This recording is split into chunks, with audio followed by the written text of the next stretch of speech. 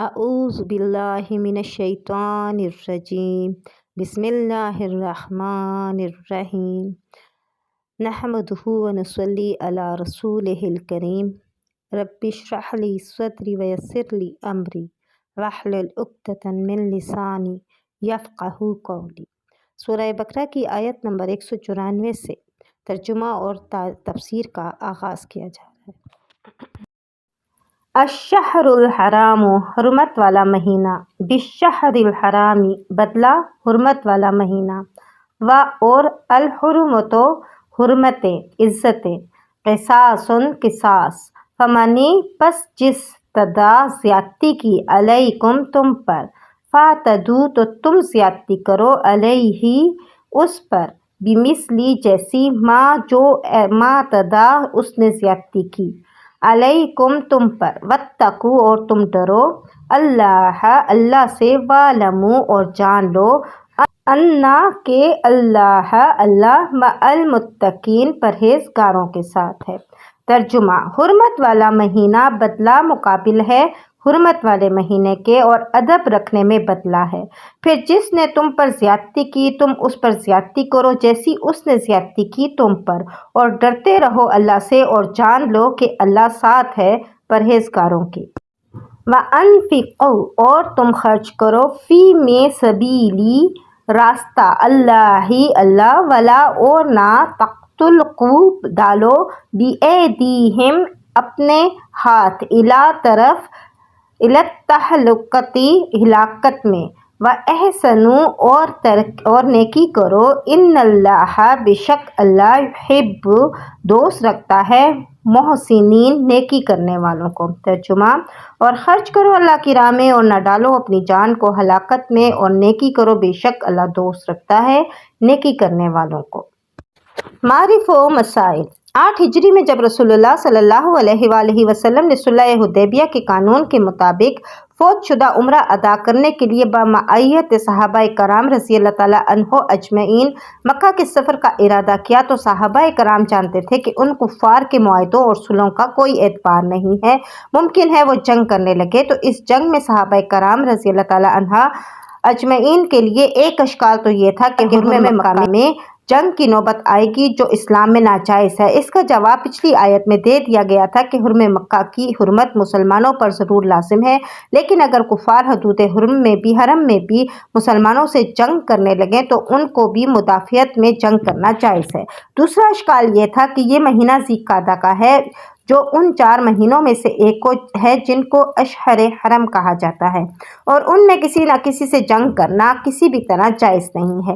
تو اگر مشرکین مکہ نے ہمارے خلاف جنگ شروع کر دی تو ہم اس مہینے میں دفاعی جنگ کیسے کر سکتے ہیں؟ اس کے جواب میں یہ آیت نازل ہوئی کہ جیسے حرم مکہ کی حرمت سے حالت دفاع مستثنیٰ ہے، اسی طرح اگر اشہر حرم میں کافر ہم سے قتال کرنے لگیں تو ہم کو بھی ان سے دفاعی جنگ لڑنا جائز ہے۔ اشہر حرم 4 مہینے ہیں: ذی القعدہ، ذی الحج، محرم۔ یہ 3 مہینے تو مسلسل ہیں، چوتھا مہینہ رجب کا ہے۔ اسلام سے پہلے بھی ان 4 مہینوں میں جنگ کو حرام سمجھا جاتا تھا اور مشرکین مکہ بھی اس کے پابند تھے۔ ابتدائی اسلام میں بھی 8 ہجری تک یہی قانون نافذ تھا، اس لیے صحابہ کرام کو اشکال پیش آیا۔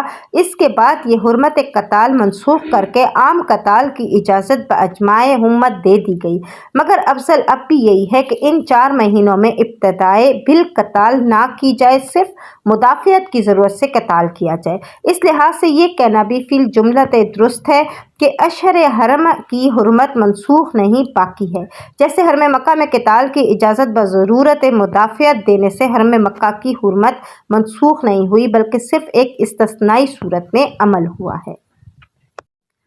10واں حکم جہاد کے لیے مال خرچ کرنے کے متعلق ہے کہ وَأَنفِقُوا فِي سَبِيلِ اللَّهِ۔ اس میں مسلمانوں پر لازم کیا گیا ہے کہ جہاد کے لیے بقدر ضرورت اپنے اموال بھی اللہ کی راہ میں خرچ کریں۔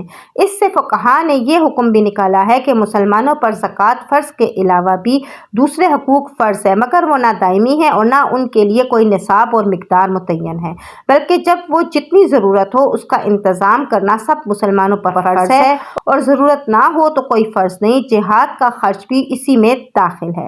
وَلَا تُلْقُوا بِأَیْدِیکُمْ إِلَى التَّہْلُکَۃِ لقتی کے لفظی معنی تو ظاہر ہے کہ اپنے اختیار سے اپنے آپ کو ہلاکت میں ڈالنے کی ممانعت بیان فرمائی ہے۔ اب یہ بات کہ ہلاکت میں ڈالنے سے اس جگہ کیا مراد ہے، اس میں حضرات مفسرین کے اقوال مختلف ہیں، اور امام جصاص رازی نے فرمایا کہ ان سب اقوال میں کوئی تضاد نہیں، سبھی مراد ہو سکتے ہیں۔ حضرت ابو ایوب انصاری نے فرمایا کہ یہ آیت ہمارے ہی بارے میں نازل ہوئی ہے، ہم اس کی تفسیر بخوبی جانتے ہیں۔ بات یہ ہے کہ جب اللہ تعالیٰ نے اسلام کو غلبہ اور قوت عطا فرما دیا تو ہم میں سے یہ گفتگو ہوئی کہ اب جہاد کی کیا ضرورت ہے، ہم اپنے وطن میں ٹھہر کر اپنے مال و جائیداد کی خبرگیری کرتے ہیں۔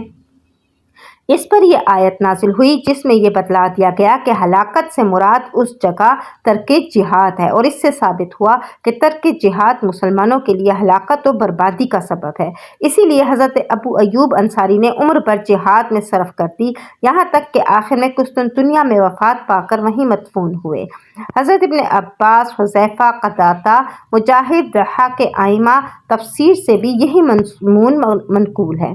حضرت برا بن عازب نے فرمایا کہ گناہوں کی وجہ سے اللہ کی رحمت اور مغفرت سے مایوس ہو جانا اپنے آپ کو اپنے ہاتھوں میں ہلاکت سے ڈالنا ہے، اسی لیے مغفرت سے مایوس ہونا بھی حرام ہے۔ بعض حضرات نے فرمایا اللہ کی راہ میں مال خرچ کرنے میں حد سے تجاوز کرنا کہ بیوی بچوں کے حقوق ضائع ہو جائیں، یہ اپنے آپ کو ہلاکت میں ڈالنا ہے، ایسا اسراف جائز نہیں۔ بعض حضرات نے فرمایا ایسی صورت میں قتال کے لیے اقدام کرنا اپنے کو ہلاکت میں ڈالنا ہے، جبکہ یہ اندازہ ظاہر ہے کہ دشمن کا کوئی نہ بگاڑ سکیں گے، خود ہلاک ہو جائیں گے۔ ایسی صورت میں اقدام قتال اس آیت کی بنا پر ناجائز ہیں، اور جصاص کے فرمانے کے مطابق یہ سب ہی احکام اس آیت سے مستفاد ہوئے ہیں۔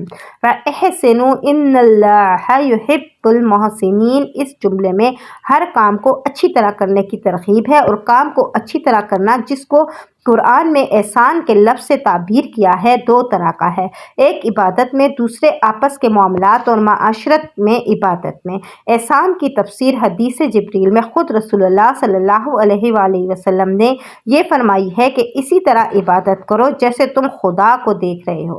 اگر یہ درجہ حاصل نہ ہو تو کم از کم یہ اعتقاد تو لازم ہی ہو کہ خدا تعالیٰ تم لوگوں کو دیکھ رہے ہیں۔ اور معاملات و معاشرت میں احسان کی تفسیر مسند احمد میں بروایت حضرت معاذ حضرت رسول صلی اللہ علیہ وآلہ وسلم نے یہ فرمائی ہے کہ تم سب لوگوں کے لیے وہی پسند کرو جو اپنے لیے پسند کرتے ہو، اور جس چیز کو تم اپنے لیے برا سمجھتے ہو اس کو دوسروں کے لیے بھی برا سمجھو۔ اللہ العلی العظیم۔